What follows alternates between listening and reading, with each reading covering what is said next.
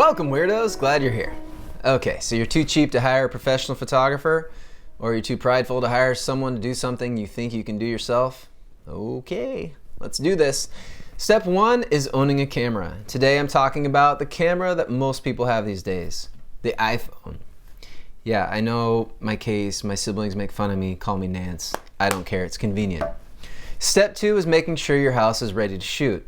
Check out Vali's post on prepping your home, but long story short, get the cat out of the pictures, do your dishes, and imagine that Chip and Joanna Gaines are coming over for dinner. Okay, so now your house is ready for photos. Now you could watch hundreds of hours of tutorials on taking real estate photos, but I'm going to give you just a few general tips. Number one, lighting. Make sure every light is on and every fan is off. Is your TV on? Awesome, you know it works. Now you can turn it off.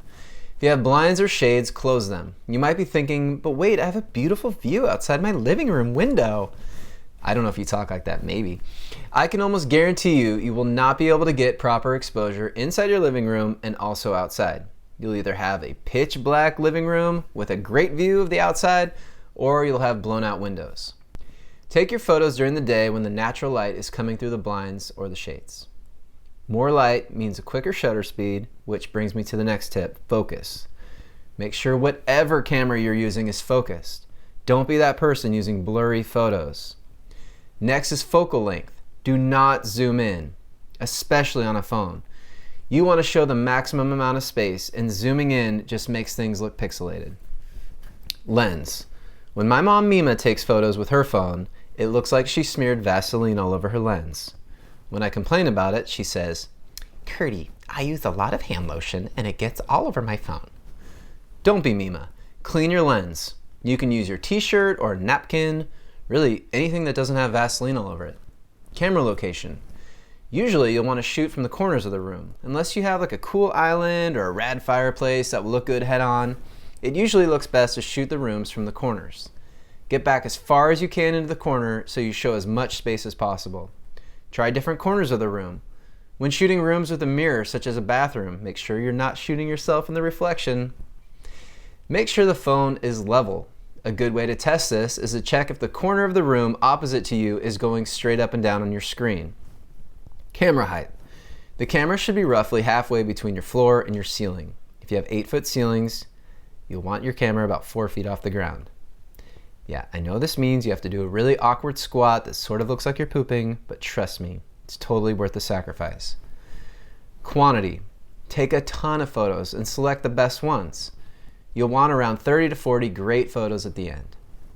Now, for the specific settings on an iPhone, open your photo app.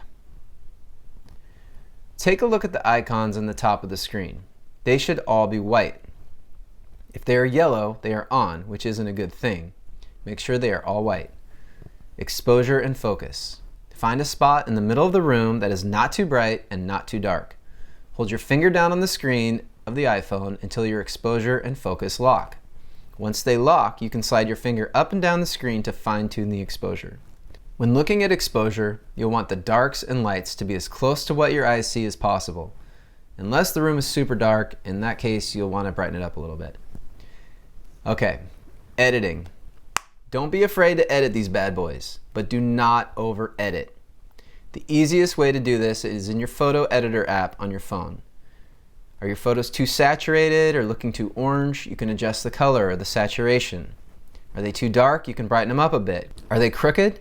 You can use a straightener tool to make them level. Take the time to make your photos look good, but again, don't over edit. You want your photos to look the same as they do in real life. Okay, I know that is a ton of information, so feel free to leave a comment on our website or Facebook account with any questions you have, and hopefully I can help you out. Or again, there are a massive amount of tutorial videos on YouTube that you can check out. Good luck, peace.